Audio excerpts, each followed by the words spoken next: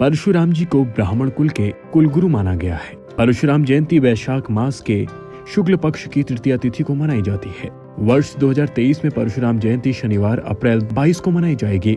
इस जयंती को परशुराम द्वादशी भी कहा जाता है। ये दिन पुण्य के रूप में माना जाता है और कहा जाता है कि इस दिन किया गया पुण्य कर्म फल देने वाला होता है। अभी तक आपने हमारे चैनल भारत की कथाएं को सब्सक्राइब नहीं किया है तो सबसे पहले सब्सक्राइब कर लें। चैनल को लाइक और शेयर करना ना भूलें। तो चलिए शुरू करते हैं आज की कथा। परशुराम जयंती यानी अक्षय तृतीया की तिथि मंगलवार 22 अप्रैल 2023 को 7:50 से शुरुआत और समाप्ति 23 अप्रैल 2023 बुधवार को सुबह 7:50 तक। परशुराम शब्द का अर्थ क्या है? परशुराम दो शब्दों से मिलकर बना हुआ है। परशु अर्थात कुल्हाड़ी तथा राम। इन दो शब्दों को मिलाकर कुल्हाड़ी के साथ राम अर्थ निकलता है। जैसे राम भगवान विष्णु के अवतार हैं, उसी प्रकार परशुराम भी विष्णु के अवतार हैं। इसलिए परशुराम को भी विष्णु जी तथा राम जी के समान शक्तिशाली माना जाता है। परशुराम के अनेक नाम हैं। इन्हें रामभद्र, भार्गव, भृगुपति, भृगुवंशी, जमदग्नि के पुत्र के नाम से जाना जाता है। भगवान परशुराम जयंती का महत्व क्या है? वैशाख शुक्ल पक्ष तृतीया तिथि त्रेतायुग आरंभ की तिथि मानी जाती है और इसे अक्षय तृतीया भी कहते हैं।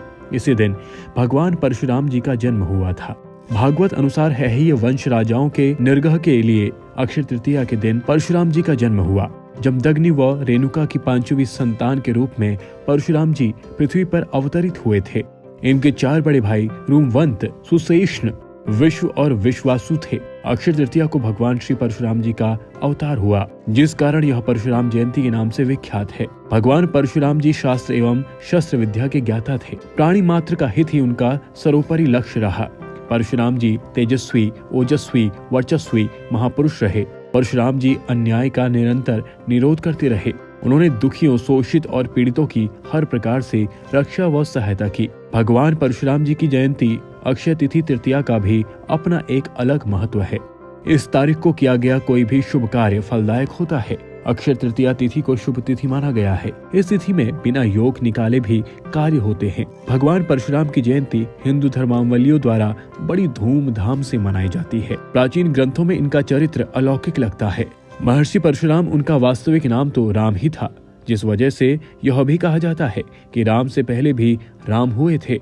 परशुराम जयंती पूजा विधि कैसे करें? सबसे पहले आप अपने आसपास किसी नदी में जाकर स्नान कर लें और यदि आपके आसपास कोई नदी नहीं है तो गंगा जल थोड़े पानी में मिलाकर भी स्नान कर सकते हैं।